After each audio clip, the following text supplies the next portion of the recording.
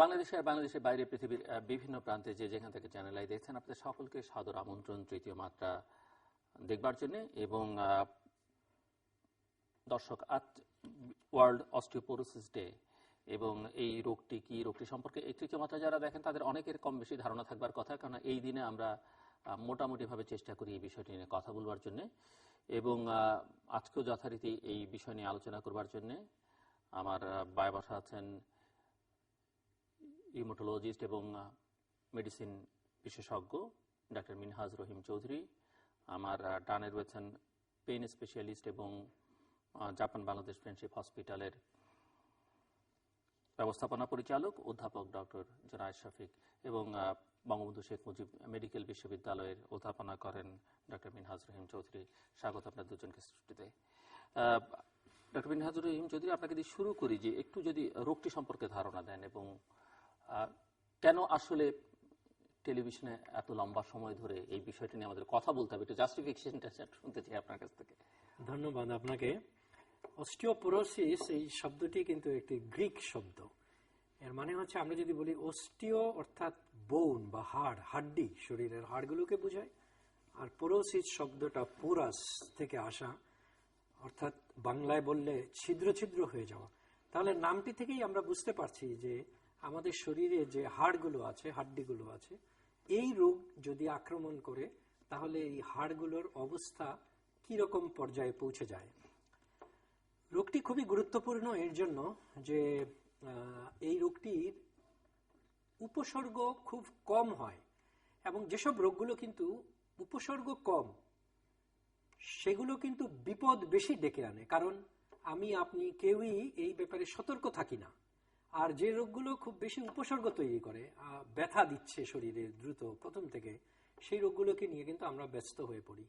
তো সেই জন্যই এই রোগটাকে একটা বিপজ্জনক রোগ হিসাবে বর্ণনা করা হয়, কেননা এই রোগ উপসর্গ তখনই তৈরি করে যখন রোগটা অনেক দূর চলে যায়, অর্থাৎ হাড় ক্ষয় হতে হতে, নষ্ট হতে হতে ভেঙে যায়। ভেঙে যাওয়ার পরে তারপর হয়তো রোগীর ব্যথা হয় অথবা অন্যান্য কিছু উপসর্গ আছে সেইগুলো আসে, এবং তারপরও কিন্তু সবার সেই উপসর্গগুলো আসে না, নীরবে ভাঙতে থাকে। এবং এর জন্যই বিশ্ব স্বাস্থ্য সংস্থা এবং বিশ্বের অন্যান্য যেসব সংস্থাগুলো আছে রোগ নিয়ে গবেষণা করে কাজ করে, তারা কিন্তু এই রোগটিকে অনেক বেশি গুরুত্ব দেয়। এবং এই বছর এটার একটা প্রতি বছর এই অস্টিওপোরোসিস ডে উদযাপনের সময় একটা প্রতিপাদ্য ব্যবহার হয়।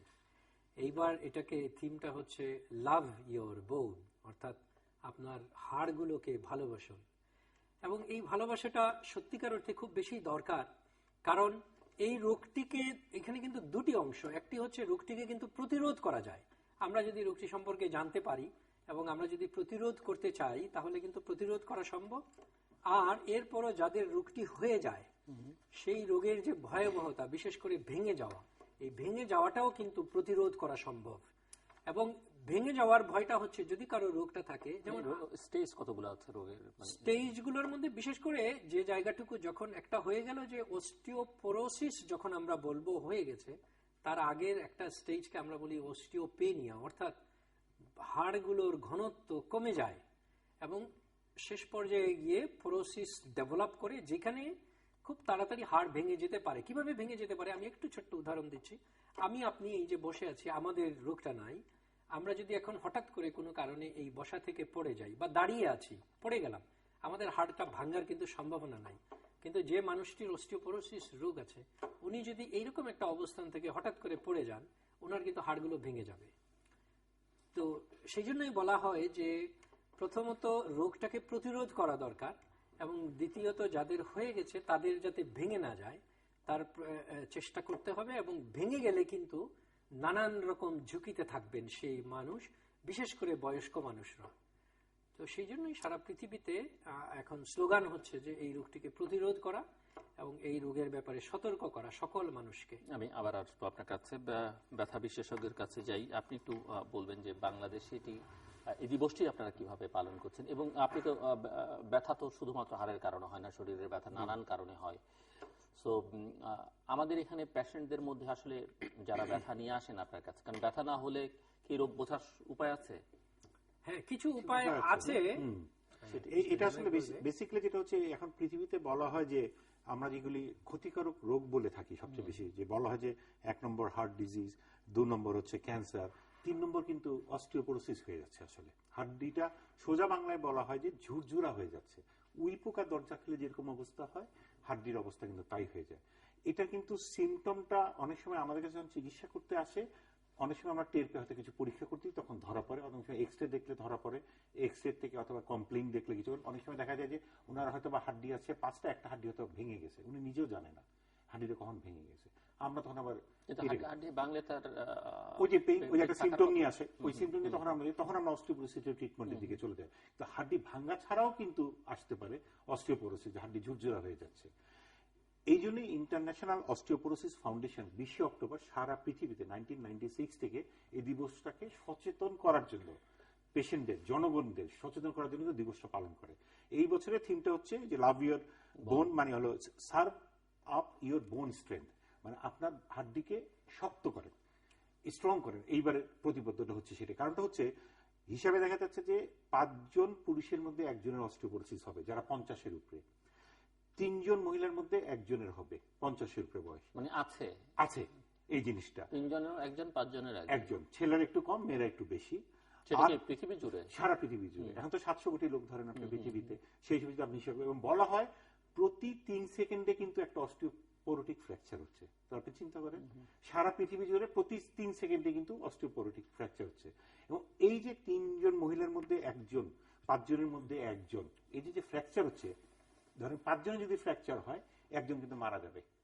একজন মারা যাবে বেডরিডেন, একদিনে মারা যাবে না, বিছনায় পড়ে যে মারা যাবে, সে বিছনায় পড়ে যাবে। আলটিমেটলি তার বিভিন্ন রকমের রোগ হবে, কিডনি খারাপ হবে, হার্ট খারাপ হবে, বেড সোর হবে, বিভিন্ন রকম হয়ে ধীরে ধীরে সে কিন্তু মারা যাবে। এখন এই রোগটাকে প্রতিরোধ করার জন্য যদি প্রথম থেকে আমরা সচেতন না হই, তাহলে কিন্তু আমাদের এই সংখ্যাটা বেড়ে যাবে। এবং 2 নম্বর যেটা সবচেয়ে ইম্পর্টেন্ট হচ্ছে আপনার মেডিকেল কস্ট বেড়ে যাবে। যে বলা হয় ইউরোপিয়ান ইউনিয়নে বলা হচ্ছে যে 2010-এ মনে হয় $11.6 বিলিয়ন শুধু খরচ হয়েছে অস্টিওপোরোটিক ট্রিটমেন্ট করতে। আমেরিকায় খরচ হয়েছে প্রায় $9 বিলিয়ন মতন। শুধু বাংলাদেশে এটা কোনো ডেটা নেই, কিন্তু বাংলাদেশে 16 কোটি লোক হয়, আমরা যদি এভাবে হিসাব করি তাহলে কিন্তু লোক বেড়ে যাচ্ছে। কারণ আমাদের দুজনেরই প্র্যাকটিস জীবনে আমরা দেখছি ডেইলি আমরা কিন্তু 1-2টা অস্টিওপোরোটিক রোগী পাচ্ছি। আমাদের কমপ্লেইন নিয়ে আসে, মানে সব রোগ তো সব অঞ্চলে পৃথিবীর একরকম হবে না, কিন্তু বাংলাদেশেও কিন্তু বাড়ছে। আপনি লাইফস্টাইলটা যত সেডেন্টারি হয়ে যাবে, বলা হয় যে যত সেডেন্টারি লাইফস্টাইল হয়ে যাবে, অথবা যদি ফ্যামিলি হিস্ট্রি থাকে, অথবা মেয়েদের মেনোপজ যদি আগে হয়ে যায়, ক্যালসিয়াম লেভেল যদি কম থাকে, প্লাস কিডনি ডিজিজ যদি থাকে, রিমোটেড আর্থ্রাইটিস যদি থাকে, এইসব অনেকগুলি কারণ আছে, এগুলো যদি থাকে তাহলে এই রোগগুলি কিন্তু বেশি হতে থাকবে। এখন আমরা কিন্তু সচেতন হচ্ছি না। সচেতন না হলে তখন হচ্ছে যে আমাদের দেশে যেহেতু এখন আমাদের লাইফ এক্সপেক্টেন্সি 70 হয়ে গেছে, যতই আমরা বেড়ে যাচ্ছি ততই কিন্তু আমাদের রোগের সংখ্যা বেড়ে যাবে, এবং রোগের সংখ্যা বাড়া মানে হচ্ছে যে আপনি আলটিমেটলি আরেকজনের উপর ডিপেন্ড হয়ে যাবে। যখনই আপনার ফ্র্যাকচার হবে আপনি কিন্তু বেড রিডেন হয়ে যাবেন, তখনই কিন্তু আপনি খারাপের দিকে যাবেন। তো এখন থেকে যদি আমরা সচেতন না হই, যার মাধ্যমে আপনার অনুষ্ঠানের মাধ্যমে আমরা প্রত্যেক বছর এটাই আমরা কিন্তু চেষ্টা করছি সবাইকে জানাতে, যে সবাইকে সচেতন হওয়া যায় এই রোগটার হাত থেকে বাঁচার জন্য।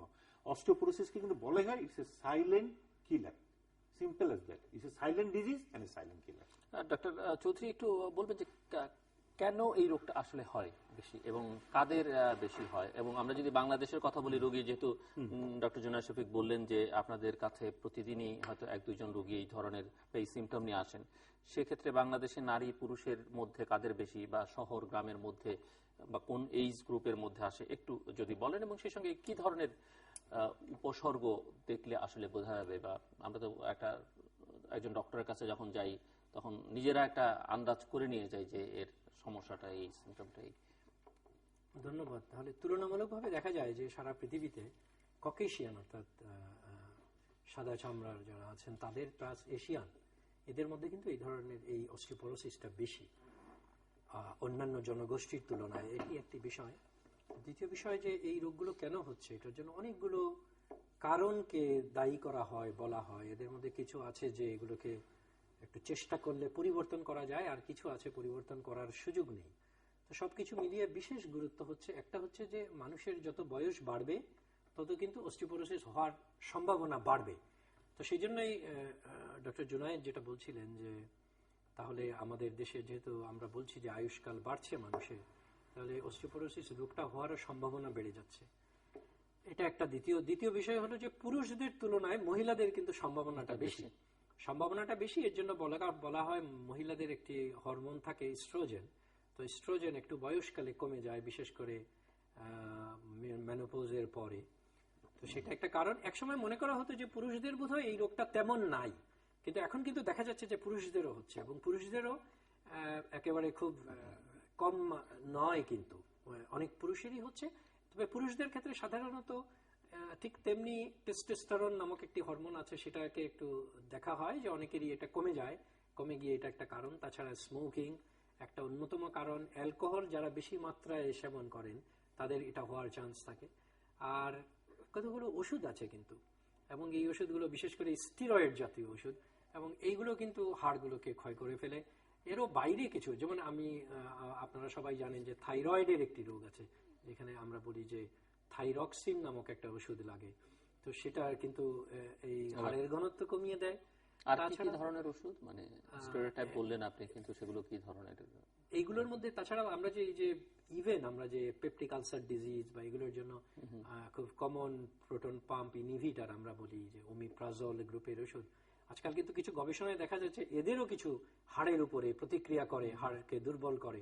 তো বিশেষত আমরা বলবো যে স্টেরয়েড জাতীয় ওষুধগুলো বেশি সংখ্যক মানুষ আমাদের গ্রামেগঞ্জে কিন্তু এই ধরনের ওষুধ সেবন করা মানুষের সংখ্যা অনেক। এবং এই ওষুধগুলো সাধারণত সেবন করা হয় ব্যথা কমানোর জন্য, শরীরের ব্যথা কমানোর জন্য সেবন করা হয়, এবং এগুলো কিন্তু প্রকারান্তরে হাড়গুলোকে ধ্বংস করে। হাড়ের উপকার করা, জয়েন্টের উপকার করা প্রথম নিশ্চয়ই করে, কিন্তু এক সময় দেখা যায় যে যেটাকে বলে যে দারোয়ানি তখন চুরি করা শুরু করে, এইরকম একটা বিষয় হয়ে দাঁড়ায়।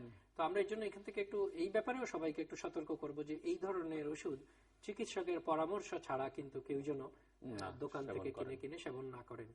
আর আরো কতগুলো বিষয় আছে যেগুলো, যেমন একটা ফ্যামিলি হিস্ট্রিও বলা হয় যে ফ্যামিলিতে যদি এরকম একটা ইতিহাস থাকে যে আগে এইরকম হাড় ভেঙে গেছিল, তো তাদের পরবর্তী বংশধরদের কিন্তু একটা সম্ভাবনা থাকে।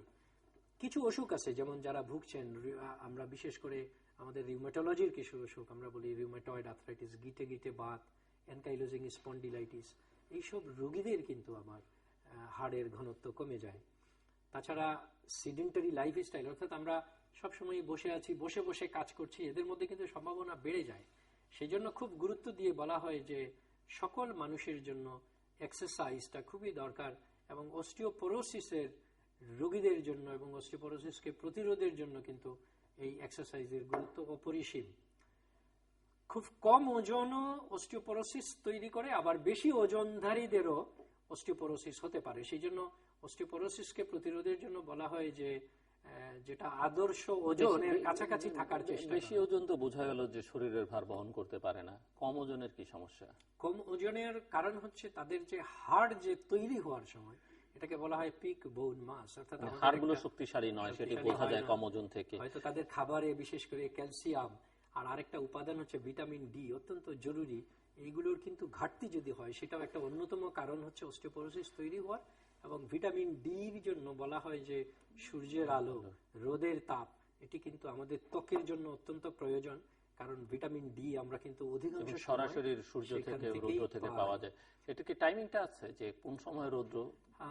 ভিটামিন ডি নিয়ে কিন্তু আজকাল প্রচুর গবেষণা শুরু হয়ে গেছে, এবং এটা খুবই আশ্চর্যের বিষয়। আমি একটা বলবো যে আমাদের রোগীদের, আমরা যখনই এরকম একটা উপসর্গ, অনেক সময় রোগীরা এসে বলেন আমার সমস্ত শরীরে ব্যথা, আমার সমস্ত শরীরে কোনো জায়গা বাদ নেই, তখন কিন্তু একটা নির্দেশনা আছে, রিকমেন্ডেশন আছে যে এই রোগীদের ভিটামিন ডি লেভেলটা পরীক্ষা করার। তো আমরা করতে গিয়ে দেখি যে বাংলাদেশে কিন্তু অধিকাংশ মানুষেরই ভিটামিন ডির ঘাটতি আমরা পাচ্ছি। আমার নিজেরই আছে, এখন আছে কিনা জানি না। এগুলো নিয়ে কিন্তু আমরা কোন সময়ে রৌদ্রটা, এটা নিয়ে আপনি আমরা এখনই এটাকে কনক্লুড করার বোধহয় এখনো সময় আসে নাই, তবে এটা নিয়েও একটা গবেষণা চলছে। 11টার দিকে বলা হয়, আমার মনে হয় 9টা থেকে 11টার সূর্যটা বেটার বলে আর কি। এটা বিভিন্ন স্কুল অফ থট আছে আসলে, কিন্তু 9টা থেকে 11টার সূর্য রশ্মিটা নিলে ভালো। এবং ভিটামিন ডি নিয়ে মনে হয় কনক্লুড করা, কতটুকু খাওয়া লাগবে, কিভাবে খাওয়া লাগবে, কি করতে হবে, ইনজেকশন গুলিয়ে খাবো নাকি ইনজেকশন শরীরে নিব নাকি ট্যাবলেটই হবে, এগুলো নিয়ে বেশ বেশ কিছু কাজ সিদ্ধান্তে পৌঁছানো যায়নি এখনো। এখন পর্যন্ত আমরা বলতে চাচ্ছি যে রোবাস্ট এভিডেন্স যেটা, সেটা বোধহয় এখনো কনসেনসাস এখনো হয় না। কিন্তু আপনি যখন আপনার পেশেন্টকে ভিটামিন ডি রৌদ্র থেকে, সূর্যের রশ্মি থেকে নিতে বলেন, তখন কোন সময় সেটা প্রশ্ন করলে সেটার উত্তর কি দেন? আমি অবশ্য আমার রোগীদেরকে এখনো পর্যন্ত, যেহেতু আমরা বলছিলাম যে ওইরকম হার্ডকোর এভিডেন্স এখনো নাই, আমি এখন পর্যন্ত বলি না। আমি শুধু বলি যে রোদের তাপ আপনাকে নেওয়া, এবং আমরা নিশ্চয়ই এটা বুঝতে পারছি যে রোদের তাপ যে সময়টা বেশি থাকে হয়তো নেওয়াটা ভালো, কিন্তু এটা নিয়েও একটু বিতর্ক আছে। তেমনি আবার ভিটামিন ডি কে কতটুকু খাবেন এগুলো নিয়েও কিন্তু একটু বিতর্ক আছে। যেমন বলা হয় যে একজনের যদি অস্টিওপোরোসিস রোগটা হয়েই যায়, তার জন্য ভিটামিন ডির প্রয়োজন, তারপরে উনি কি ইনজেকশন কতটুকু নেবেন, এগুলো নিয়েও আমার কাছে মনে হয় যে আমাদের আরেকটু অপেক্ষা করতে হবে। কিন্তু এইটুকু আমরা মেসেজ এখনই দিতে চাই যে একটু শরীরে রোদের তাপ লাগাতে হবে। আর যেসব খাবার ভিটামিন ডি আছে এগুলো আমাদের অবশ্যই কিছু পরিমাণে প্রত্যেকেরই নেওয়ার চেষ্টা করতে হবে। যেমন আমরা যদি বলি, এমনকি সাধারণ মাছ, সবজি, শাকসবজি, দুধ জাতীয় খাবার, এগুলো থেকে একটু ভিটামিন ডি আহরণ করার আমাদের চেষ্টা করতে হবে। জি, প্রফেসর জোনায়েদ শফিক লাইফস্টাইলের কথা বলছেন এবং খাবার দাবারের প্রসঙ্গটা আসলো, যদি আরেকটু ডিটেইলে। আমি এখানে মিনাজের সাথে একটা পয়েন্ট অ্যাড করতে, আমরা কিন্তু অনেককে দেখি একটু কুজা হয়ে যেতে বলা হয়, যদি 3 সেন্টিমিটার মানে 1 ইঞ্চির মতন কুজা হয়ে যাচ্ছে, তাহলে কিন্তু বুঝতে হবে তার অস্টিওপোরোসিস হওয়ার সম্ভাবনা আছে। ওই অবস্থায় তাকে ডায়াগনোসিস করতে হবে, কিন্তু ডাক্তারের কাছে যেতে হবে। প্লাস মহিলাদের যদি মাসিক আগে বন্ধ হয়ে যায় তাহলে, প্লাস ক্যালসিয়াম ইনটেক যদি কম হয়, কারণ মহিলাদের এটা বেশি হয়, এগুলো যদি থাকে তাহলে কিন্তু তার অস্টিওপোরোসিস ডায়াগনোসিস করার করতে যেতে হবে। এখন খাবারের ক্ষেত্রে যেটা বলা হচ্ছে, যে বলা হয় যে সাধারণত 1200 মানে অ্যাডাল্টদের ক্ষেত্রে 1200 মিলিগ্রামের মতন ক্যালসিয়াম ডেইলি নেওয়া উচিত, আর 400 থেকে 800 আপনার ভিটামিন ডি নেওয়া উচিত। এটা ডেইলি নিলে মোটামুটি আপনি স্ট্রং থাকবেন। এটা আপনি ট্যাবলেট আকারেও নিতে পারেন অথবা ন্যাচারাল ফুড থেকেও বেশি নিতে পারেন। সেই ক্ষেত্রে লাইফস্টাইলের মধ্যে আমরা বলি যে এক্সারসাইজ নাম্বার 1, এটা করতে হবে। রেগুলার যদি আপনি এক্সারসাইজ করেন, রেগুলার যদি একটু সূর্যের তাপ নেন, আপনি সেডেন্টারি লাইফস্টাইল যদি না থাকে, ক্যালসিয়াম ইনটেক যদি একটু বেশি হয়, তাহলে আপনি মোটামুটি অস্টিওপোরোসিসটাকে ডিলে করতে পারবেন অথবা হবে না। এখন খাওয়ার মধ্যে সবচেয়ে বেশি ক্যালসিয়াম থাকে হচ্ছে দুধের মধ্যে সবচেয়ে বেশি থাকে মিল্ক, সেকেন্ড থাকে দইয়ে সবচেয়ে বেশি থাকে, 3 নম্বর থাকে হচ্ছে আপনার মাছের কাঁটায় থাকে সবচেয়ে বেশি, এবং তরকারির মধ্যে শাক এবং ব্রোকলি এটাতে সবচেয়ে বেশি থাকে। এবং সবচেয়ে ইন্টারেস্টিং থিং হচ্ছে, আমরা এখন দিন দিন এই ডেটাগুলি আসছে যে চিজে সবচেয়ে বেশি থাকে। চিজ যদিও আমরা ভয় পাই, হাইয়েস্ট হলো কিন্তু চিজে, দুধের উপরে হলো কিন্তু চিজ। এবং বলা হয় চিজ বার্গারে ভালো ক্যালসিয়াম থাকে, পিজাতে ভালো ক্যালসিয়াম থাকে, কারণ এগুলো চিজ দিয়ে তৈরি হয়, হ্যাঁ ভর্তি থাকে। সুতরাং বাচ্চাদের এই জিনিসগুলি দরকার, ক্যালসিয়ামও দরকার যেরকম বড়দেরও দরকার। এই একটু পরে তো আপনি নিশ্চয়ই বাচ্চাদের বলবেন যে বার্গার, পিজা এগুলো থেকে দূরে রাখতে হবে। হ্যাঁ, দূরে রাখতে হবে, কিন্তু আপনি যদি এই খাওয়াগুলি দেন তাহলে হয়তো তার ওই হাড্ডিগুলো একটু স্ট্রং হবে। এখন সমস্যা হচ্ছে যে এই আলোচনা থেকেও খানিকটা বোঝা যায়, এবং এটা নিশ্চয়ই সবাই ফেস করেন, এই যে বিভিন্ন ধরনের খাবারের কথা বলছেন বা বিভিন্ন ধরনের ঔষধ, বিভিন্ন রোগের ঔষধ, দেখা যাচ্ছে যে একটি ওষুধ ভালো করতে গিয়ে একটি ওষুধ কিন্তু অন্য আরেকটি সমস্যা তৈরি করছে। একটি খাবার হয়তো একটি বিশেষ রোগের জন্য বা ক্ষেত্রে কাজ করছে, কিন্তু আরেক জায়গায় সমস্যা তৈরি করছে। এটি বোঝা তো আবার মুশকিল। তখন একটা ব্যালেন্স ফুডে যেতে হবে। কারণ একজন মানুষ তার বুঝতে পারছে যে না, আমার শরীরে কত রকমের রোগ আছে, কত ব্যাকটেরিয়া, ভাইরাস আমি আক্রান্ত, কেউ তো আসলে বোঝা স্বাভাবিকভাবে কথা নয়। সেই ক্ষেত্রে আপনাকে যে ব্যালেন্স করতে হবে, যে ঠিক আছে তখন দরকার নিউট্রিশনিস্টের কাছে যাবেন। আজকাল তো নিউট্রিশনিস্ট চলে আসছে, ফুডের লোক স্পেশালিস্টরা চলে আসছে, ওরা একটা ব্যালেন্স করে দেবে। আপনার হার্ট ডিজিজ আছে, কিডনি ডিজিজ আছে, ডায়াবেটিস আছে, সবগুলি মিলে তখন আপনাকে ফুডগুলি ঠিক করতে হবে, আর বোনটাকে স্ট্রং করতে হবে। কারণ আপনার যদি একবার ফ্র্যাকচার হয়ে যায় তখন ওখান থেকে উঠানো কিন্তু খুব ডিফিকাল্ট হয়ে যাবে। আর বলা হয় যে ফ্র্যাকচারের 4টা সবচেয়ে মেইন জায়গা, একটা হলো হিপ জয়েন্টে হতে পারে ফ্র্যাকচার, স্পাইনে হতে পারে, অথবা রিস্ট হতে পারে। রিস্ট হলে মানে অনেক কম ভয়ের, কিন্তু আপনার যদি হিপ জয়েন্টে হয়, কোমরে যদি হয়, স্পাইন হয়, তাহলে আপনি বিছনায় পড়ে যাবেন, তখন তো আপনার মুশকিল হয়ে যাবে। সুতরাং এই জায়গাগুলি যদি আপনি ঠিক না করেন, সুতরাং ফুড হ্যাবিট ঠিক করে, ওষুধ ঠিক করে এবং সেডেন্টারি লাইফস্টাইল থেকে না বার হয়ে, তাহলে তো আপনি ডিজিজ থেকে বাঁচতে পারবেন না। কারণ এই তো এমন একটা ডিজিজ না, অস্টিওপোরোসিস এমন একটা ডিজিজ আপনাকে একদিনে মেরে ফেলবে। হার্ট অ্যাটাক আপনাকে একদিনে শেষ করে দিতে পারে, এই তো মিনিমাম আপনাকে 1-2 বছর ভোগাবে। আমি প্রথমে আপনাকে বলছি যে 5 জনের অস্টিওপোরোটিক ফ্র্যাকচার হবে, ওদের মধ্যে 1 জন 1 বছরের মধ্যে মারা যাবে। আমি একটু সাপ্লিমেন্ট করবো জুনায়েদকে, যে প্রথম কথা হচ্ছে যে ক্যালসিয়ামের ব্যাপারটা যখন আসলো, আমার ওই প্রশ্নটার উত্তর আপনি দেবেন। আমি যেটা ক্যালসিয়ামের ব্যাপারটা একটু আমি বলি। ক্যালসিয়ামের কিন্তু আজকাল একটু রিকমেন্ডেশন হচ্ছে যে ক্যালসিয়ামটা যে রিকোয়ারমেন্ট আমরা বলছিলাম যে 1000, 1200, তো এখন বলা হচ্ছে 1200 থেকে 1500 এক্সিড না করাই ভালো, কারণ সে থেকে দেখা যায় যে কিছু ভয় এসে যোগ হয় যে ক্যালসিয়াম রিলেটেড কিছু কিডনি স্টোন এবং হার্ট, আমি সেই কারণে প্রশ্ন করলাম যে তো সেই জন্য রিকোয়ারমেন্টটা তাহলে এখানে ডেফিনেটলি একটু ব্যালেন্স করার জায়গাটুকু অবশ্যই থাকবে। এবং আমার অস্টিওপোরোসিসও দরকার। ব্যালেন্স করতে হলে তো আবার প্রত্যেকটা মানুষকে বুঝতে হবে যে তার শরীরের মধ্যে আসলে কোন কোন অসুখ আছে, কি আছে কি নেই, সেটা যতক্ষণ না বুঝছে, যেমন কারণ একটি রোগ সারাতে গিয়ে হয়তো তিনি আরেকটি রোগ ভেতরে ভেতরে নানা বাড়ছে বা বিস্তৃত হচ্ছে। এখন বিষয়টা আমার কাছে মনে হয় যে এর জন্য পরামর্শ কি কি? অধিকাংশ রোগী কিন্তু প্রথম দিকে আপনাকে উপসর্গ তৈরি করবে। কিছু রোগ আছে, যেমন আমি আরেকটি রোগের কথা এই প্রসঙ্গে বলি, হাইপারটেনশন, যেটাকে আমরা blood pressure, high blood pressure বলি, এটিও কিন্তু একটু নীরব ঘাতক। তাহলে এদেরকে কিন্তু উপসর্গ তৈরি করে না, অস্টিওপোরোসিসের মতোই। যখন একেবারে কমপ্লিকেশন, জটিলতা তৈরি হয়, তখনই রোগী বুঝতে পারেন যে আমার বিপদ হয়ে গেছে। হাইপারটেনশনও কিন্তু এরকম, ডায়াবেটিসও তাই, ডায়াবেটিসও খুব একটা উপসর্গ নাই সেরকম, কম। আচ্ছা, যাই হোক, তারপরও ডায়াবেটিসের হয়তো আমরা কিছুটা পাই। আচ্ছা, তো এখন এই জায়গাগুলো, আরেকটা বিষয় আমি একটু বলতে চাচ্ছিলাম যে অস্টিওপোরোসিস অধিকাংশ ক্ষেত্রে আমরা যে ডায়াগনোসিস করি, দেখা যায় যে অন্য কোনো কারণে আমি হয়তো আমার রোগীকে একটা এক্সরে করতে দিলাম পেটের অথবা পিঠে, সেটা দেখা গেল যে আমার কাছে সেই এক্সরেটা দেখে মনে হচ্ছে যে এই এক্সরে তো ঘনত্ব কমে গেছে। আমরা এটাকে বলি অস্টিওপেনিয়া, অর্থাৎ ঠিক যেরকম হাড়গুলো ঘন থাকার কথা সেই রকম নাই। তখনই কিন্তু সন্দেহের বসে আমরা অন্যান্য পরীক্ষাগুলো করে আমরা এই রোগটাকে নির্ধারণ করার চেষ্টা করি। এবং সেইখানে আমরা যে রোগটা কিভাবে নির্ণয় করি তার মধ্যে একটা পরীক্ষার পদ্ধতি হচ্ছে বিএমডি, আমরা এটাকে বলি বোন মিনারেল ডেনসিটি পরীক্ষা করা। আর এর বাইরে কিন্তু একটা ফ্রেক্স মডেল নামে একটা পরীক্ষা পদ্ধতি আছে, এবং ওই বিএমডি মেশিনের মাধ্যমে আমার হাড়ের ঘনত্ব মেপে দিতে পারে। এবং বলা হয় যে এটা একটা ইয়াং, একজন যুবক বয়সের মানুষের যে হাড়ের ঘনত্ব থাকবে তার সাথে একজন রোগীর ঘনত্ব পরিমাপ করে দেখা হবে, এবং বলা হয় যদি -2.5 কম থাকে স্ট্যান্ডার্ড ডেভিয়েশন, তাহলে কিন্তু তার অস্টিওপোরোসিস। আর যদি সেটা -1 থেকে -2.5 এর মাঝখানে পাওয়া যায়, তাহলে সেটাকে আমরা বলি অস্টিওপেনিয়া। তো এভাবে একটা রোগ নির্ণয় হয়, কিন্তু ফ্রেক্স মডেল খুবই প্রয়োজনের জন্য, কেননা অনেক রোগী দেখা যায় যে বোন মিনারেল ডেনসিটি বলছে অস্টিওপোরোসিস হয় নাই, অস্টিওপেনিয়া, কিন্তু তাদের দেখা যায় ফ্র্যাকচার হয়ে যায় বেশি। তো সেই জন্যই ফ্রেক্স মডেলের উদ্ভব, এবং ফ্রেক্স মডেলটা খুবই চমৎকার একটা পদ্ধতি। এখানে টাকা পয়সা বেশি লাগে না, বোন মিনারেল ডেনসিটি করতে কিন্তু 2-3 হাজার টাকার বিষয় আসবে। আর ফ্রেক্স মডেলের জন্য দরকার একটা চেয়ার, একটা টেবিল আর একটা কম্পিউটার, আর আমার কিছু ডেটা লাগবে। এই রোগীর বয়স কত, এই রোগীর উচ্চতা কত, এই রোগীর ওজন কত, তারপরে আগে ফ্যামিলিতে কোনো ফ্র্যাকচার ছিল কিনা, রিউমেটয়েড আর্থ্রাইটিস রোগ ছিল কিনা, আছে কিনা, এনকাইলোজিং স্পন্ডিলাইটিস রোগ আছে কিনা। তো এই ধরনের কয়েকটি তথ্য যদি আমার কাছে থাকে, তাহলে কিন্তু আমি এই ফ্রেক্স দিয়ে একটা ক্যালকুলেশন করে আমি ওই বিএমডি ছাড়াও কিন্তু বলে দিতে পারবো যে এই রোগীর ভবিষ্যতে ফ্র্যাকচার হওয়ার সম্ভাবনা কেমন, এবং সেটা থেকে আমি কিন্তু চিকিৎসার চিন্তা ভাবনা করে ফেলতে পারবো। তো এইভাবেই মূলত রোগটাকে নির্ণয় করতে হয় ফিজিশিয়ানদের আর কি।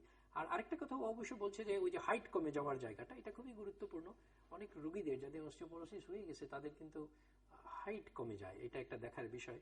ভার্টিব্রা, বিশেষ করে আমাদের মেরুদণ্ডের যে হাড়গুলো, এগুলো কিন্তু ক্ষয় হয়ে যায়। মানে আপনারা বলছেন যে কুজো হয়ে গেলে, হাইট কমে গেলে, এগুলো ধরে নিতে হবে যে তার মধ্যে উপসর্গ।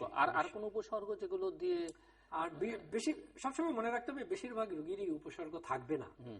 আর তাহলে যাদের হাড় ভেঙে গেছে তাদেরও 1/3 মাত্র ব্যথা হবে।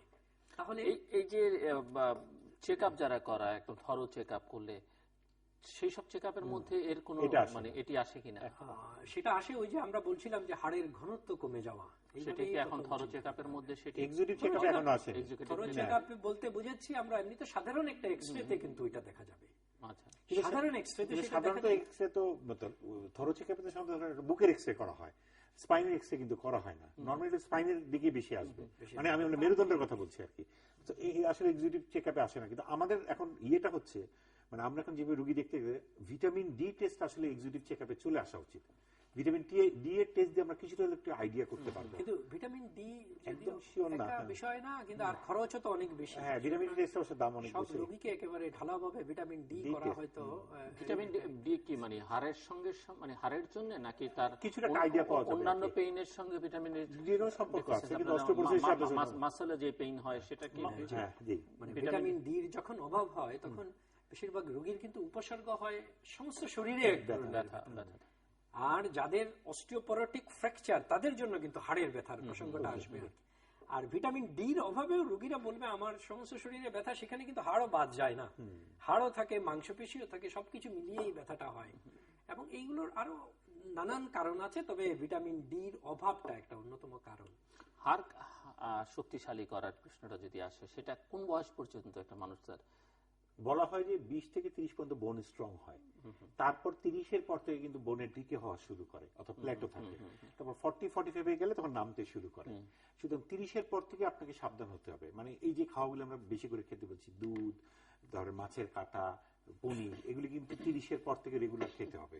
এক্সারসাইজ করা রেগুলার, কারণ আপনি যদি মাসেল স্ট্রেংথ বাড়ান তাহলে কিন্তু বোনও একটু স্ট্রং হবে। তখন কিন্তু আপনার এইসব অস্টিওপোরোসিস অথবা অস্টিওআর্থ্রাইটিস যেসব বলি আমরা, হাড্ডি ক্ষয়, এগুলি কিন্তু আমরা, প্লাস মাসেল পেইন যেটা আমরা বলি, সেই জিনিসগুলো কিন্তু হবে না। সুতরাং 30-এর পর থেকে সবার কেয়ারফুল হয়ে যেতে হবে।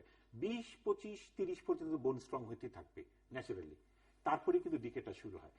এই জিনিসগুলো যদি আমরা খেয়াল করি, বিশেষ করে মহিলাদের ক্ষেত্রে, কারণ আমাদের বাংলাদেশে মহিলারা বাসায় বেশি থাকে, সেডেন্টারি ওয়ার্ক করে, সূর্যের আলো নেয় না। আর আজকাল তো উমেন ওয়ার্কফোর্স বেড়ে গেছে, ঘরের মধ্যে এখন ওয়ার্কফোর্স বেড়ে গেছে, বাসার ভিতরে বেশি থাকে, ওয়াকিং কমে গেছে, গাড়ি ব্যবহার করছি, বাসার মধ্যে থাকছি, হাঁটা চলা না। আমরা ছোটবেলায় যেভাবে খেলাধুলা হাঁটাচলা করতাম, স্কুলে বলেন, বাইরে বলেন, মাঠে, এগুলি তো লাইফস্টাইলের কথা বলে আপনি কার জন্য কি পরামর্শ দিবেন? বয়োবৃদ্ধদের জন্য কি, মিড এজে যারা, তাদের জন্য, পুরুষদের জন্য, মহিলাদের জন্য তো কিছু কিছু বলছেন, এবং শিশুদের জন্য, বাচ্চাদের জন্য? বাচ্চাদের জন্য খেলাধুলা 20-25 পর্যন্ত যতদূর পারেন আপনি খেলাধুলা খেলার জায়গা কোথায়? যতটুকু জায়গা আছে ওটার মধ্যে করবেন আপনি এক খেলাধুলা। আর না হলে আপনি ওয়াকিং করেন, ওয়াকিং অথবা জগিং। আমার সাজেশন হবে, মানে বয়স বৃদ্ধ যারা, মিডল এজ এবং বাচ্চা যারা আছে, এদেরকে আপনার ওয়াকিং এ পাঠিয়ে দেন। ওয়াকিং এ তো এখনো পার্ক আছে ঢাকা শহরে, যতটুকু আছে কিছু পার্ক আছে, অথবা রাস্তায় হাঁটেন, যেখানে হাঁটেন আপনি হাঁটেন, অথবা ছেলেরা যারা 40-45 পর্যন্ত আপনি জগিং করতে পারবেন। আর মহিলাদের আমি বলবো যে হাঁটার যেন ব্যবস্থা করে সবখানে। এই জিনিসগুলি যদি ঠিক মতন করে, এবং মহিলাদের যেহেতু এই রোগটা বেশি হয়, তারা যেন ক্যালসিয়াম এনরিচ ফুড বেশি করে খায়। আর বাচ্চাদের আমি বললাম, মাদের উচিত এখন বাচ্চাদের বেশি এগুলি খাওয়ানো। যদি আজকাল বাচ্চারা এগুলি খেতে চান, আপনি বলতেছিলেন হয়তো বার্গারে বেশি যাচ্ছে, ড্রিঙ্কসে যাচ্ছে, কোক যাচ্ছে, এগুলি যাচ্ছে, তার থেকে যদি এই খাওয়াগুলো একটু বাড়িয়ে দেয়, দুধ বাড়িয়ে দিল, ডিম বাড়িয়ে দিল, মাছের কাঁটা বাড়িয়ে দিল, চিজ বাড়িয়ে দিল, তাহলে বোনগুলো কিন্তু স্ট্রং হবে।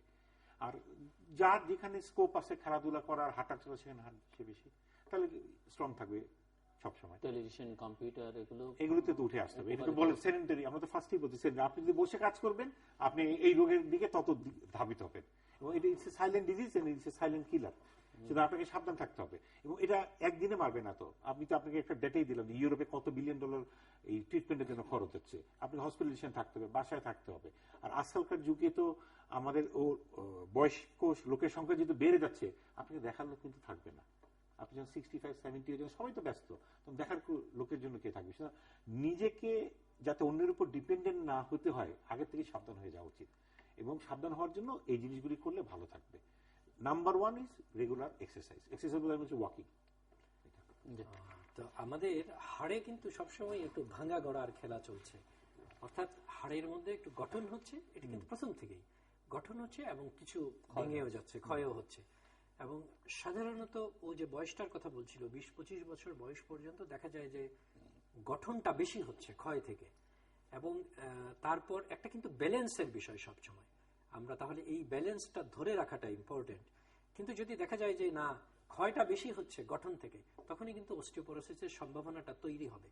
তো সেজন্যই একেবারে শিশু বয়স থেকেই কিন্তু এই ধরনের খাবার হাড়কে যে শক্ত করে, মজবুত করে, আমরা যেগুলো বলার চেষ্টা করছিলাম, ক্যালসিয়াম এবং ভিটামিন ডি সমৃদ্ধ খাবার, এদিকে কিন্তু মাদের একটু নজর দিতে হবে, বাচ্চাদের, এটা একটু গুরুত্বপূর্ণ।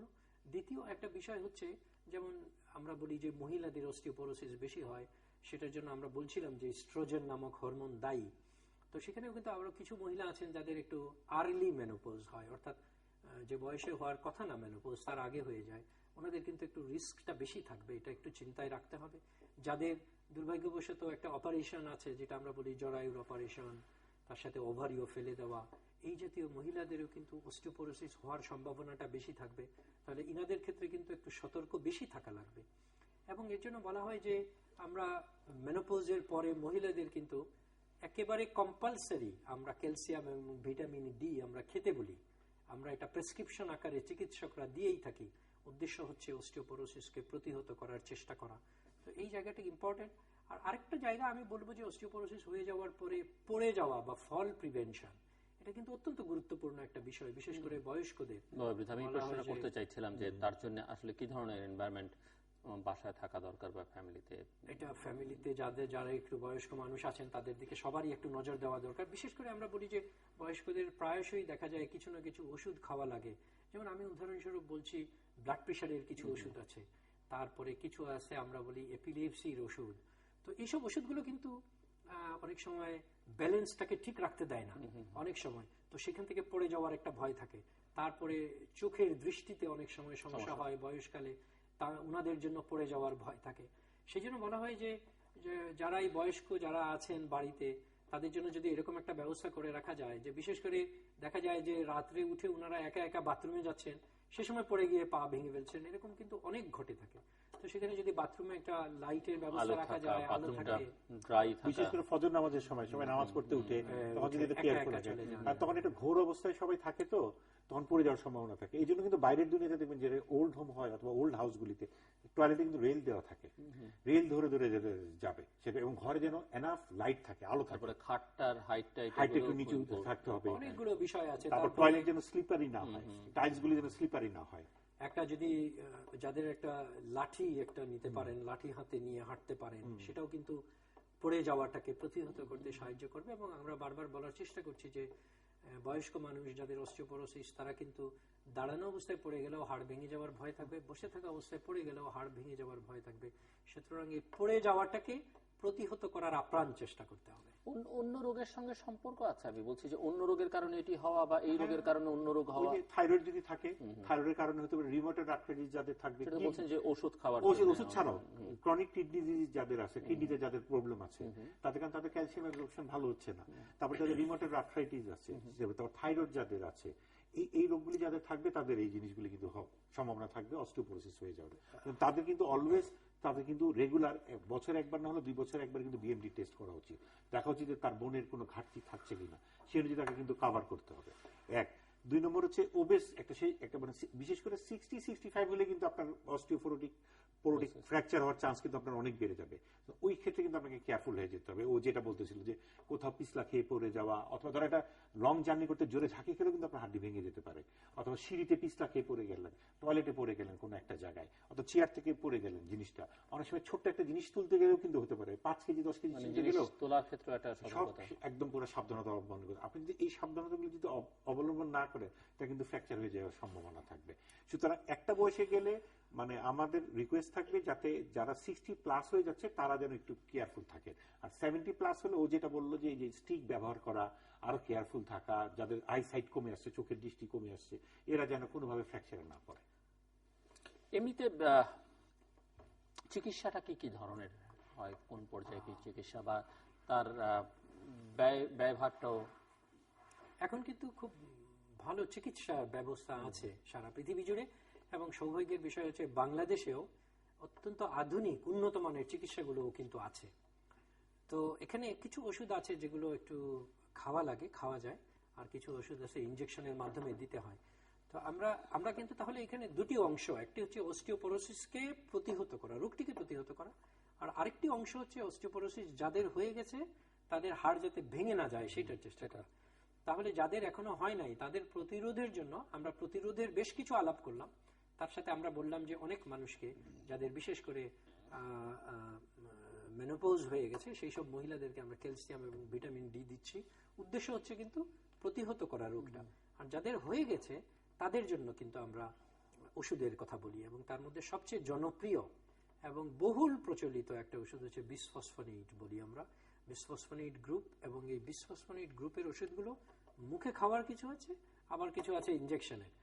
তো মুখে খাওয়ার মধ্যে একটা যেমন আছে অত্যন্ত জনপ্রিয়, আমরা সপ্তাহে একবার করে খেতে বলি রোগীদেরকে, এবং সেটার আমরা যদি খরচটা বিবেচনায় আনি তাহলে খরচটা কম। কিন্তু সমস্যার একটা জায়গা আছে, সেটা হচ্ছে এই ওষুধগুলো খাওয়ার সময় কিন্তু কিছু বিশেষ সতর্কতামূলক ব্যবস্থা নিতে হয়। যেমন আমরা রোগীদেরকে বলি সপ্তাহে একদিন আপনি খাবেন এবং সেটা খালি পেটে খেতে হবে। সকালে ঘুম থেকে উঠে খাবেন, তার সাথে একটু প্রচুর পরিমাণে পানি খেতে হবে, 2 থেকে 3 গ্লাস পানি খেতে হবে। এবং এটা খাওয়ার পরে আপনি একটু দাঁড়িয়ে থাকবেন, হাঁটবেন, পায়চারি করবেন, শুয়ে পড়বেন না, এবং 1 ঘন্টা পরে, অন্তত 1 ঘন্টা পরে নাস্তা করবেন। তাহলে এই জায়গাগুলো কিন্তু মানতে হবে, না মানলে ওষুধ ঠিকমতো কাজও করবে না, এবং ওষুধের কিছু পার্শ্ব প্রতিক্রিয়া আছে সেগুলো এই রোগীর ক্ষেত্রে দেখা দেয়।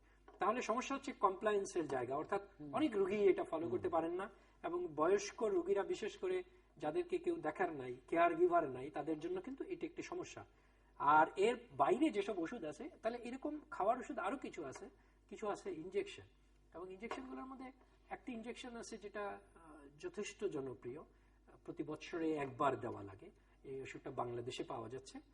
আর এরও বাইরে আরেকটি ওষুধ আছে, ডেনোসুমেব বলে, ওইটাও 6 মাস অন্তর অন্তর চামড়ার নিচে ডায়াবেটিস রোগীরা ইনসুলিন যেভাবে নেন সেভাবে দেওয়া যায়। আর আরেকটা ওষুধ আছে যেগুলো 3 মাস অন্তর অন্তর শিরাপথে দেওয়া যায়। তো এরকম নানান ধরনের ওষুধ সারা পৃথিবীতে আছে এবং বাংলাদেশেও আছে। এগুলো আমি বললাম বিসফসফোনেট গ্রুপ অত্যন্ত জনপ্রিয়। আর ডেনোসুমেব যেটা বলছিলাম, এটা অবশ্য বিসফসফোনেট গ্রুপের বাইরে, এবং বিসফসফোনেট গ্রুপের বাইরে আরো কিছু ওষুধ আছে যেগুলো খুব বেশি প্রচলিত না এবং দামও একটু চড়া। কিছু কিছু আছে দাম কম, কিন্তু আবার নানান কারণে আমরা ব্যবহার করছি না। তবে আমি এইটুকু মেসেজ দিতে চাচ্ছি যে এইটা সারা পৃথিবীতে যে চিকিৎসা, বাংলাদেশেও কিন্তু সেই চিকিৎসাই আছে। মানে বিশ্বমানের চিকিৎসা, বিশ্বমানের চিকিৎসা সবগুলি পাওয়া যায়। হ্যাঁ, এখন তাহলে প্রশ্ন হচ্ছে যে যিনি আশঙ্কা করছেন যে তিনি এই রোগে আক্রান্ত, আর যে পর্যায়েরই হোক না কেন, তিনি কোন ডক্টরের কাছে যাবেন, কোন ক্লিনিক বা হসপিটালে শরণাপন্ন হবেন বাংলাদেশে? আর কি বাংলাদেশে মেনলি এরা আসবে হয়তো ধরেন আমাদের কাছে, যারা ব্যথা নিয়ে আসবে রিমোটোলজির কাছে যাবে, রিমোটোলজি ব্যথা নিয়ে যাবে, ফিজিক্যাল মেডিসিনের কাছে যাবে, অর্থোপেডিক্স এর কাছে যাবে। এই 4 জায়গায় ওরা মেনলি যাবে, যে এখানে গেলে রোগটা ডায়াগনোসিস হবে, মানে কোন একটা সিমটম নিয়ে। কিন্তু ও যেটা বললো যে ওই গাইনোকোলজিস্টের কাছে কিন্তু এই রোগীগুলি প্রচুর হয়, কারণ ওই যে আর্লি মেনোপজ হয়ে যাচ্ছে, মাসিক আগে বন্ধ হয়ে যাচ্ছে, হিস্টেকটমি হয়ে যাচ্ছে, জরায়ু অথবা বড়ি ফেলে দিচ্ছে, ওনারা কিন্তু অনেক ওভারলুক করেন এই জিনিসটা। তখন কিন্তু এই ট্রিটমেন্টে যাতে তারা অস্টিওপোরোসিসে না যায়, গাইনোকোলজিস্টদের আমাদের সাজেশন হবে তারা যেন কনসার্ন ফিজিশিয়ানদের কাছে রেফার করে দেয়। যে এই যে দিবস পালন করছেন, এরকম দিবসে তো তাহলে আপনি যেমন আপনারা ওনারা যারা আছেন বা অর্থোপেডিক্সে যারা আছেন, গাইনোকোলজিস্টদের নিয়ে আপনারা একটা কনফারেন্স সেমিনার আপনারা নিজেদের মধ্যে তো শেয়ার করতে পারেন। সেটা আমরা করি, হচ্ছে। যেমন আমাদের ডিসেম্বর 5-6-তে আমাদের ইন্টারন্যাশনাল পেইন কনফারেন্স হবে। এখানে কিন্তু আমাদের একটা টপিকই আছে এটার উপর। সেখানে একজন গাইনোকোলজিস্ট কিন্তু একটা পেপার প্রেজেন্ট করবে। এই মাল্টিডিসিপ্লিনারি কাজ কিন্তু সবখানে, রিমোটোলজি আমরা কনফারেন্স করে, আমাদের বাংলাদেশ রিমোটোলজি সোসাইটিও কিন্তু এই 24 এবং 25 অক্টোবর আমরা একটা ইন্টারন্যাশনাল কনফারেন্স করছি। সারা পৃথিবী থেকে বিশেষজ্ঞ রিমোটোলজিস্টরা আসবেন এবং আমরা অস্টিওপোরোসিসকেই ফোকাস করে এখানে 2 দিন ব্যাপী আলোচনা হবে। তো সবখানেই হচ্ছে, এটা হচ্ছে এই অ্যাওয়ারনেসটা কিন্তু গ্রো করতে। এখন হচ্ছে আমাদের কনফারেন্সে ধরেন 200, 300, 400 ডাক্তার আছে, সবাই তো আসছে না। আপনার অনুষ্ঠানের মাধ্যমে আমরা হয়তো সারা বাংলাদেশে এটাকে ছড়িয়ে দিতে পারছি, গাইনোকোলজিস্টদের বলতে চেষ্টা করছি, তারপর মেডিসিন স্পেশালিস্টদের কাছে অনেকে যাচ্ছে। ওনাদের এটা ওনাদের কোনো গাফিলতি, ওনারা হয়তো একটু ওভারলুক করে দেয়, ওনারা হয়তো মেইন ওনাদের কাছে যে কারণে আসছেন ওটা বেশি দেখছেন। আমাদের কাছে যখন গাইনোকোলজিস্টদের কি দেখা দরকার, তখন যদি দেখো যখনই এই হিস্টেক্টমি হয়ে যায়, সাথে যদি ওভারে ফেলে যায়, তখনই তার উচিত যে কোনো স্পেশালিস্টের কাছে রেফার করে দেওয়া, যে আপনার হয়তো পরবর্তী পর্যায়ে এই প্রবলেমটা হতে পারে, আপনি কারো একজনের সাথে টাচে থাকেন, অথবা নিজে উনি কিন্তু পরীক্ষা করতে পারেন যে কোনো একটা সিমটম দিয়ে যদি তার কাছে আসে, এবং যদি রেফার ঠিক মতো করে দেন তাহলে হয়তো এই রোগটা সহজে হবে না। এইগুলি যদি আমরা রেফারেল সিস্টেম যদি ঠিক মতো থাকে, অ্যাওয়ারনেসটা সাধারণ জনগণের মধ্যে যেরকম বাড়ানো উচিত, সেরকম আমাদের নিজস্ব কনসার্ন ফিজিশিয়ানদের মধ্যে বাড়ানো উচিত, যে এই রোগটা কিন্তু একটা সাইলেন্ট কিলার এবং সাইলেন্ট ডিজিজ। এমনি বিশেষায়িত কোনো হসপিটাল বা ক্লিনিক আছে বাংলাদেশে? এরকম বাংলাদেশে কোথাও এরকম কিছু নাই। সবাই আসলে আসলে তখন আমরা বোর্ড বসে তখন ডিসিশন নিই, কিন্তু স্পেশালিস্ট কোনো একদম অস্টিওপোরোসিস সেরকম কি প্রয়োজনীয়তা দেখছেন আপনারা বাংলাদেশে? এখন বাংলাদেশে এটা হওয়া উচিত, আসলে এটা বাংলাদেশে হওয়া উচিত, কারণ আমাদের যেহেতু লোক সংখ্যা বেড়ে যাচ্ছে, মানে 16 কোটি হচ্ছে, প্লাস 70-এর উপর বয়স হয়ে যাচ্ছে, এই রোগীগুলি কিন্তু আসবে। একটা হচ্ছে আমাদের বাংলাদেশে এখন কেয়ার গিভার, মানে ওল্ড হোমের টাও এই কনসেপ্টটা চলে আসছে, অলরেডি অনেকেই তৈরি করছে। আমরা নিজেরাও জাপান বাংলাদেশ হসপিটাল থেকে একটা ওল্ড হোম তৈরি করার ব্যবস্থা করছি পূর্বাঞ্চলের দিকে, এবং প্লাস কেয়ার গিভারের সংখ্যাগুলো এখন বাড়াতে হবে, যেটা বাইরের দুনিয়াতে কমন। আমি যখন জাপানে পড়ালেখা করতাম তখন কিন্তু আমি সপ্তাহে একদিন, যে ইউনিভার্সিটিতে আমাদের একদিন কাজ করতে পারবো, আমি কিন্তু একটা ওল্ড হোমে যেও কাজ করতাম, এখানে ডাক্তার হিসেবে আমাকে যেতে হতো। জাপানে কিন্তু এটা খুবই জনক, কারণ জাপানের 100 পর্যন্ত বাঁচে, 90 তো একদম এভারেজ হতে।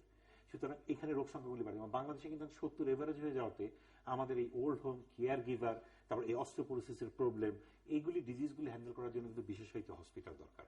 তাহলে কিন্তু আমরা যারা বয়স্ক লোকজনদের প্রতি আমাদের একটু কেয়ারটা ভালো হবে। প্রফেসর চৌধুরী, জেরিয়াট্রিক, তো জেরিয়াট্রিক হসপিটাল এবং জেরিয়াট্রিক সাবজেক্টের যে কনসেপ্ট, এটা কিন্তু ওইভাবেই গড়ে ওঠা যে এলডারলি বয়স্কদের যেসব রোগ এবং তাদেরকে চিকিৎসা দেওয়া, তার মধ্যে বিশেষ করে এই অস্টিওপোরোসিস, তারপরে ক্যান্সার জাতীয় রোগগুলো বেশি। তো আমি বলবো যে আজ থেকে যদি 10-15 বছর আগের কথাও চিন্তা করি, এই বাংলাদেশে বা সারা পৃথিবীব্যাপী অস্টিওপোরোসিস, এই নীরব ঘাতক রোগটির ব্যাপারে যেটুকু সচেতনতা ছিল তার থেকে কিন্তু এখন অনেক অনেক গুণ বেশি বৃদ্ধি পেয়েছে এবং ক্রমশ বৃদ্ধি পাচ্ছে। আমরা চিকিৎসকরাও এখন অনেক বেশি এই রোগটি সম্পর্কে জানতে পারছি, সচেতন থাকছি, এবং আমাদের কাছে যদিও এক্সাক্ট ডেটা নাই, কিন্তু এইভাবে চলতে থাকলে আমরা নিশ্চিত করে বলতে পারি যে অস্টিওপোরোসিস এবং অস্টিওপোরোসিস রিলেটেড ফ্র্যাকচারের মাত্রা ধীরে ধীরে আরো অনেক কমে আসবে। এখনো আমরা অনেক রোগী পাই যারা হয়তো দেখা যায় যে আমাদের কাছে প্রথম আসছেন হাতের রিস্ট, মানে এই জায়গাটায় এখানে একটা ফ্র্যাকচার নিয়ে, খুঁজতে খুঁজতে দেখা যাবে যে এটা কিন্তু ওনার অস্টিওপোরোসিস হয়ে ফ্র্যাকচার হয়ে গেছে। উনি কিন্তু আসছেন অর্থোপেডিক সার্জনের কাছে যে আমার হাড় ভেঙে গেছে। সেই অর্থোপেডিক সার্জন খোঁজ করতে গিয়ে দেখবেন যে আসলে কিন্তু ওনার আরেকটি রোগ আছে, অস্টিওপোরোসিস। তাহলে কি দাঁড়াচ্ছে, পরবর্তী আরেকটি ফ্র্যাকচারকে প্রতিহত করার জন্য কিন্তু তখন অস্টিওপোরোসিসকে টার্গেট করতে হবে, অস্টিওপোরোসিসকে চিকিৎসা করতে হবে। আর সবচেয়ে ভয়াবহ কিন্তু এই রোগীদের জন্য হিপ ফ্র্যাকচার বা কুচকির যে ফ্র্যাকচারটা, এবং এটা ইতিমধ্যে আলাপ হয়েছে যে যাদের হিপ ফ্র্যাকচার হয় এবং সেই হিপ ফ্র্যাকচারের যাদের হচ্ছে তাদের মধ্যে মর্টিলিটি অর্থাৎ মৃত্যুহার কিন্তু বেশি অন্য ফ্র্যাকচারগুলোর তুলনায়। এবং এখানে দেখা যায় যে পুরুষদের মৃত্যুহার মহিলাদের থেকে বেশি হয় যাদের বিশেষ করে কুচকির হাড় ভেঙে যায়।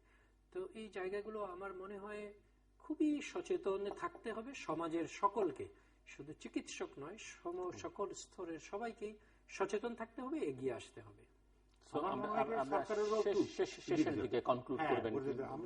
সরকারকেও যাতে একটু নজর দিতে হবে, কারণ যেহেতু সরকারি হসপিটাল এখন অনেকগুলি আছে, দরকার হলে তাদের জেরিয়াট্রিক মেডিসিন স্ট্যাবলিশ করে এবং জেরিয়াট্রিক ইউনিট স্ট্যাবলিশ করে এই ওল্ডার পার্সনদের, বয়স্ক লোকদের টেক কেয়ার করার জন্য যেন একটা ব্যবস্থা করে। তাহলে জিনিসটা সবার পক্ষে তো আসলে প্রাইভেট হসপিটালে চিকিৎসা নেওয়া সম্ভব হবে না। এবং এই সচেতনতা প্রত্যেকটা মেডিকেল কলেজগুলিতে এবং বিশেষিত হসপিটালগুলিতে যদি এই জিনিসটা চালু করা যায়, বয়স্ক রোগীর সংখ্যা বাড়ছে, তাহলে জিনিসটা অনেক ভালোর দিকে যাবে। এক্ষেত্রে আমি একটু যোগ করতে চাই, আমি একটা বই নিয়ে একটু কথা বলি, মানে এই যে আমরা যে বলতেছিলাম যে ব্যায়াম, এক্সারসাইজ, আমরা একটা জাপান বাংলাদেশের হাসপাতাল থেকে এবং লুৎফুল মিলে আমরা একটা বই পার করতে চেষ্টা করছি। এই বইটা হচ্ছে এটা, যে ব্যথা নিরাময়ের ব্যায়াম। এখন চিকিৎসাটা এরকম যে আপনি ব্যথার ওষুধ খেলেন, চিকিৎসাটা অথবা অস্টিওপোরোটিক ফ্র্যাকচার হচ্ছে, অথবা আগে অস্টিওপোরোটিক ফ্র্যাকচার হবে, অস্টিওপেনিয়া হচ্ছে, অস্টিওআর্থ্রাইটিস, আপনি যদি রেগুলার এক্সারসাইজ করেন, বিভিন্ন রকমের ব্যায়াম করেন, তা এই বইটা আমরা নভেম্বর মাসে মার্কেটে দিব। এই যদি সবাই ফলো করেন তাহলে কিন্তু রোগটা সহজে হবে না। কারণ আজকাল আমরা দেখি যে ব্যাক পেইন, মানে কোমর ব্যথা, ঘাড় ব্যথা, বিশেষ করে স্পাইনের ব্যথাগুলো কিন্তু অনেক বেশি হয়ে যাচ্ছে। এই এক্সারসাইজগুলো যদি রেগুলার করা হয়, এবং আমাদের বাংলাদেশে কিন্তু কোনো বিশেষিত কোনো বইও নাই যে আমরা কিভাবে এই ব্যায়ামগুলি করবো, বিভিন্ন জন বিভিন্ন ভাবে বলে, তো আমরা একটা বিশেষিত বই বার করতে চেষ্টা করেছি, যার মাধ্যমে রোগীরা উপকৃত হয়ে জিনিসটা যেন জানতে পারে এবং ব্যায়াম করলে যেন শরীরটা ভালো থাকে। ডক্টর চৌধুরী আর কিছু যোগ করবেন? তো প্রথম কথা হচ্ছে, আমরা অস্টিওপোরোসিস যে শব্দটা নিয়ে আলাপ করছিলাম, তাহলে যদি আমরা বলছিলাম যে পোরাস বা ছিদ্র ছিদ্র হয়ে যাওয়া, তো ছিদ্র ছিদ্র হয়ে যাওয়া কিন্তু আরেকটি বিষয় আমি খুবই লক্ষ্য করি যে রোগীরা এসে প্রথমেই বলেন যে আমার হাড় ক্ষয় হয়ে গেছে, ডাক্তার সাহেব দেখেন তো আমার হাড় ক্ষয় হয়ে গেছে। তা আমি আমার পক্ষ থেকে শুধু এইটুকু বলবো যে আমার মনে হয় যে আমাদের চিকিৎসকদের এই হাড় ক্ষয় হয়ে গেছে শব্দটা বেশি ব্যবহার না করা ভালো, কারণ রোগীরা কিন্তু খুব আতঙ্ক অনুভব করেন আমি দেখলাম। এবং সেই ক্ষেত্রে একটু বলা যেতে পারে যে আপনার হাড়ের কিছু পরিবর্তন আসছে এবং এটাকে আপনার আতঙ্কিত হওয়ার কিছু নেই, এগুলোর চিকিৎসা আছে এবং চিকিৎসা করলে আপনি ভালো থাকবেন। এইভাবে বোধহয় আমরা রোগীদেরকে আশ্বস্ত করতে পারি, যেহেতু রোগটির চিকিৎসা আছে এবং চিকিৎসা করলে ভালো থাকা সম্ভব। তো এই একটা বিষয়। আর আরেকটি বিষয় হচ্ছে যে চিকিৎসার যখন আমরা সিদ্ধান্ত নিব, তখন কিন্তু আমাদের এইটুকু মাথায় রাখতে হবে যে আমি যেটুকু বলে দিলাম রোগীকে চিকিৎসা, সেই রোগীটা ঠিকমতো সেটা পালন করছেন কিনা সেটা একটু, বিশেষ করে খাবার বড়িগুলো আমরা যখন দিচ্ছি তখন এইটুকু একটু খেয়াল রাখতে হবে যে রোগী ঠিকমতো চিকিৎসাটা পাচ্ছেন কিনা, তাহলে কিন্তু আমরা চিকিৎসার সাফল্যটা অর্জন করতে পারবো। দর্শক, আমরা অনুষ্ঠানের শেষ প্রান্তে মত সম্পর্কে আপনারা লিখতে পারেন ডাক, ইমেল, SMS এর মাধ্যমে, ইন্টারনেট, আমাদের অফিসিয়াল ওয়েবসাইট অথবা সোশ্যাল মিডিয়াতে যেসব পেজ রয়েছে সেসব পেজে আপনারা আপনাদের মতামত রাখতে পারেন। আর আপনাদের মতামতই আমাদের অনুষ্ঠান তৃতীয় মাত্রায় আপনি দেখতে পাবেন প্রতি বৃহস্পতিবার এবং শুক্রবার বাংলাদেশ আমার রাত 2টায়, বুধবার দুপুর 11:30 এবং শুক্রবার দুপুর 1:05 দেখবার আমন্ত্রণ রইল। প্রফেসর ডক্টর জুনায়েদ শফিক এবং প্রফেসর ডক্টর মিনহাজ রহিম চৌধুরী, অসংখ্য ধন্যবাদ আপনাদের দুজনকে। দর্শক মণ্ডলী, আমরা কথা বলছিলাম ওয়ার্ল্ড অস্টিওপোরোসিস ডেকে কেন্দ্র করে, এবং এই রোগটি, অস্টিওপোরোসিস রোগটি কি সেটিও আমার অতিথিরা বলবার চেষ্টা করলেন, বোঝাবার চেষ্টা করলেন। খুনে ধরা সমাজ যেমন আমরা চাই না, আমরা রাষ্ট্র চাই না, আমরা পরিবার চাই না, শরীরও চাই না আমাদের শরীর ঝরঝরে হয়ে যাক, ঘুণে ধরলে যেরকম হাড়গুলো ক্ষয় হয়ে যাক বা ভেঙে যাক, সেটি আমরা কেউই চাই না। এবং এটি মরণ ব্যাধি, নীরব ব্যাধি, সেটি ওনারা বলেছেন। এবং এ থেকে পরিত্রাণের উপায় প্রথমত এটিকে প্রতিরোধ করবার চেষ্টাটাই হওয়া উচিত, এবং তারপরে হয়ে গেলে চিকিৎসা আছে, ডক্টররা আশ্বস্ত করেছেন। কিন্তু নির্ভরটা প্রধানত করতে হবে প্রকৃতির উপর। প্রকৃতি থেকে যে আলোক রশ্মি পাই সেটি আমাদের শরীরে গ্রহণ করতে হবে, আমাদের জীবন অভ্যাস, জীবনধারায় পরিবর্তন আনতে হবে, কায়িক পরিশ্রম করতে হবে, ব্যায়াম করতে হবে, সে কথা বলেছেন। খাবার দাবারের দিকে মনোযোগ দিতে হবে, ক্যালসিয়াম পুষ্টিকর খাবারের দিকে মনোযোগ দিতে হবে, এবং সেই সঙ্গে শাক সবজি, ছোট ছোট মাছ, সেগুলো সব মিলিয়ে প্রকৃতির উপরে নির্ভর করাটা প্রধান। এবং তারপরে চিকিৎসার জন্য চিকিৎসকরা রয়েছেন, হসপিটাল রয়েছে, ক্লিনিক রয়েছে, সেই সব জায়গায় কিন্তু রোগটাকে প্রতিরোধ করবার চেষ্টাটাই যেন আমাদের প্রত্যেকের হয়। এবং এবারকার যে প্রতিপাদ্য বিষয় যে আপনি আপনার হাড়কে ভালোবাসুন, নিশ্চয়ই আমরা প্রত্যেকে আমাদের হাড়কে ভালোবাসতেছি, এবং আমরা প্রত্যেকের আসলে আমাদের নিজেদেরকে ভালোবাসা দরকার। এবং নিজেদেরকে যারা ভালোবাসতে পারবেন তারা আসলে অপরকেও ভালোবাসতে পারবেন, কারণ ভালোবাসার শিক্ষাটাই সবচাইতে জরুরি। দর্শক, আমাদের সঙ্গে থাকবার জন্য অসংখ্য ধন্যবাদ, আপনাদের সবার জন্য শুভকামনা।